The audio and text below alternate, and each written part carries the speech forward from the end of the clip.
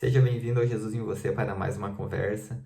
Nos últimos dois vídeos eu falei sobre como a igreja primitiva enxergava Deus e como o apóstolo João, o apóstolo Paulo enxergavam Deus antes da criação. E qual a diferença que enxergar quem Deus é antes da criação faz em nossa atual visão sobre quem Deus é. Quando partimos de uma crença em um Deus solitário, nós imaginamos que ele, esse Deus solitário, ele cria seres humanos para que esses seres humanos sirvam ele, para que esses seres humanos o agradem e tenham uma vida completamente em devoção a ele, para alimentar o ego desse Deus que ama a si mesmo, esse Deus que ele só pode ter um amor centrado em si mesmo. Nossa mente, em nossa teologia ocidental, em que a maioria das pessoas foi ensinado dentro das igrejas, nós imaginamos a criação, esse Deus solitário, ele cria a humanidade para a gente adorá-lo, para a gente servi-lo, para a gente fazer o que o agrada. Ele nos cria de forma separada, onde ele nos cria através do seu poder e através de uma espécie de magia e mágica, ele nos sustenta através de um poder, onde nós estamos separados dele, ele está aqui, ele está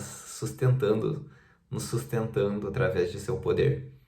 Nós temos uma missão ao ser criado, nossa missão é agradar a Deus, nossa missão é aceitar esse Deus. A gente imagina a criação de uma certa maneira, então a gente acaba imaginando que a queda do homem foi a desobediência, quando o ser humano decide desobedecer a esse Deus, quando o ser humano decide não agradar a esse Deus, quando o ser humano decide virar as costas para esse Deus, não seguir as regras que ele impôs a nós. Então a gente imagina que esse é o pecado, que essa é a grande queda do homem.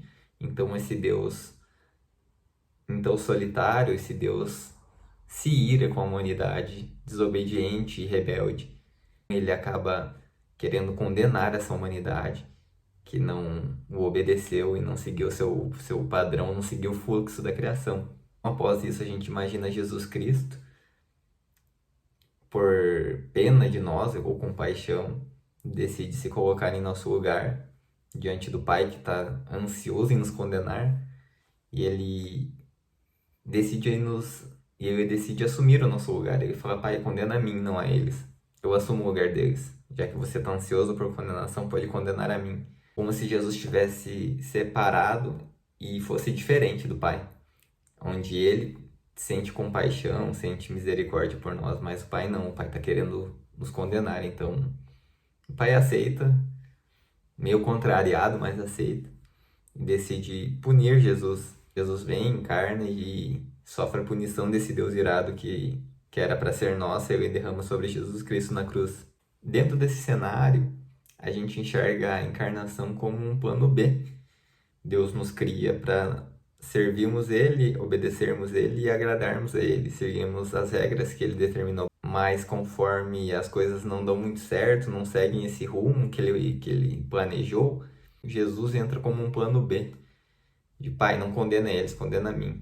Um plano B para nos resgatar da nossa desobediência e rebeldia. Mas o que acontece quando um Deus que vive de forma indivisível, interpenetrado um no outro, é um Deus por natureza relacional, de amor ágape, centrado completamente no outro?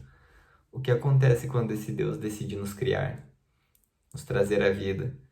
Então o assunto desse vídeo de hoje é sobre a criação, o propósito de Deus. Qual o propósito de Deus ao nos criar? O apóstolo Paulo fala em Efésios que nós fomos eleitos nele e predestinados para ser filhos de Deus. O propósito de Deus foi que pudéssemos ser criados nele, em Jesus Cristo, para que pudéssemos participar daquilo que Jesus vivia com seu Pai por meio do Espírito Santo.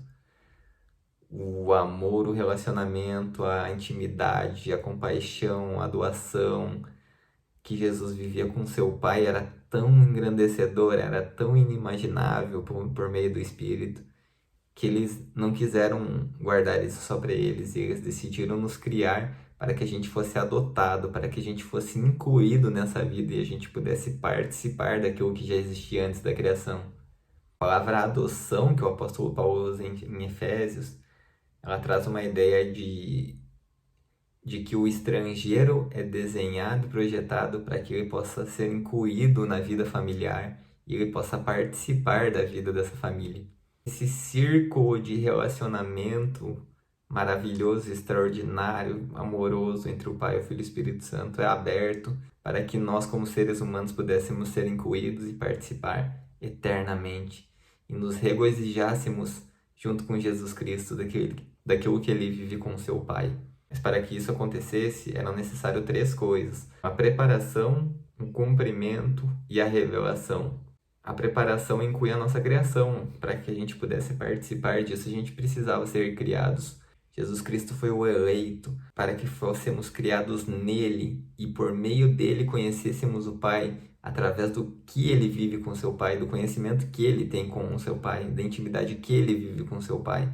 Afinal, o propósito era sermos incluídos para participar daquilo que ele vivia com seu Pai. O propósito aqui da Trindade, que tem por natureza um amor ágape relacional, não é uma criação centrada em si mesmo para que a gente faça algo para eles, mas é uma criação centrada em nós para que nós pudéssemos participar e se deleitar daquilo que eles vivem, de tudo que eles são, de tudo que eles têm. Tudo foi criado em Jesus. Tudo existe em Jesus. Tudo é mantido em Jesus. Fora de Jesus, qualquer coisa desapareceria em um piscar de olhos. Fomos criados dentro de um espaço e tempo. O ser incriado, Pai, Filho e Espírito Santo, aqueles que não tiveram um início, aqueles que não tiveram uma criação, eles chamaram a gente para ser criado, eles chamaram a gente à vida para que a gente pudesse participar daquilo que eles viviam. A gente foi criado dentro dessa dimensão terrestre. Então Jesus precisaria encarnar, se tornar o que nós somos, ser o ponto de ligação e conexão entre a raça humana e o ser divino. Atos, Paulo, em uma conversa com pagãos, ele cita que em Cristo nós temos o nosso ser, nós nos movemos e existimos nele. Paulo está dizendo a mesma coisa que João, capítulo 1, versículo 3. Todas as coisas foram criadas nele, sem ele nada do que foi feito se fez. Separado de Jesus nada existiria. Esse é o ponto que a gente precisa entender. A gente foi criado em Cristo para que Jesus fosse o nosso relacionamento com o Pai. Jesus, ele não é somente o caminho em que a gente aceita ele e ele nos conduz até o Pai. Jesus é o caminho em que em tudo foi criado e mediante a própria pessoa e a sua própria identidade, a gente acaba conhecendo e desfrutando de um relacionamento com o Pai através de uma participação. A encarnação não foi um plano B, a encarnação foi um plano A. Fomos eleitos e escolhidos em Cristo antes da fundação do mundo. Esse foi o plano de Deus, esse foi o design de Deus para nós, criados como imagem e semelhança.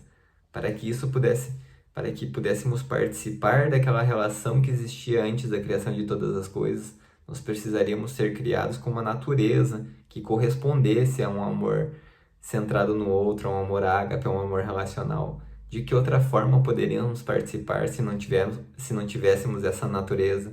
Isso não seria verdadeiro, isso não seria autêntico, isso seria uma farsa. Quando as pessoas falam, eu tenho uma natureza pecaminosa, ela está declarando uma mentira, pois se eu não sou puro de coração por natureza, as minhas tentativas de se tornar puro de coração vai ser em vão, vai ser uma falsidade, porque aquela lá não é a minha natureza. Se um passarinho tentar viver uma vida como ser humano, ele vai viver uma vida falsa, porque ele não é ser humano por natureza. Não haveria como a gente buscar uma vida em santidade se a natureza e a verdade do nosso ser não fosse santo. Essa é a verdade do nosso ser como imagem e semelhança de Deus. Somos seres cuja natureza é um amor ágape, um amor centrado no outro.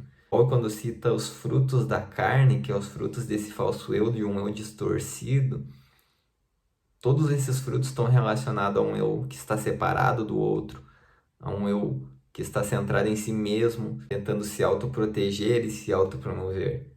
Mas quando a gente entende que a nossa natureza está em Cristo, que todos estamos ligados, que todos existimos em Cristo, que eu não estou separado de você, você não está separado de mim, nós não estamos separados de Cristo. Guarde isso no fundo do seu coração. Você não é fruto do desejo do seu pai e de sua mãe de ter um filho. Você não é fruto de um acidente, você não é fruto de nada a não ser o desejo de Deus de ter um filho exatamente como você. Você existe, eu existo, porque Deus gostaria de ter um filho exatamente como nós somos. Não há ninguém igual a eu, não há ninguém igual a você. Não há nenhum ser humano que seja perfeitamente igual. Cada ser humano tem a sua individualidade, porque cada ser humano contém o design de Deus. Fomos eleitos e projetados para ser incluídos na vida do Pai, o Filho e o Espírito Santo eternamente, e isso já aconteceu. E é isso que a gente vai ver nos próximos vídeos, onde a gente vai falar sobre a encarnação, a morte, ressurreição e ascensão de Cristo, que é a obra consumada, é a obra que finalizou a adoção de toda a humanidade para sempre, a inclusão da vida criada na vida não criada. Essas são boas notícias. Então aguardo você para uma próxima conversa. Tchau, tchau.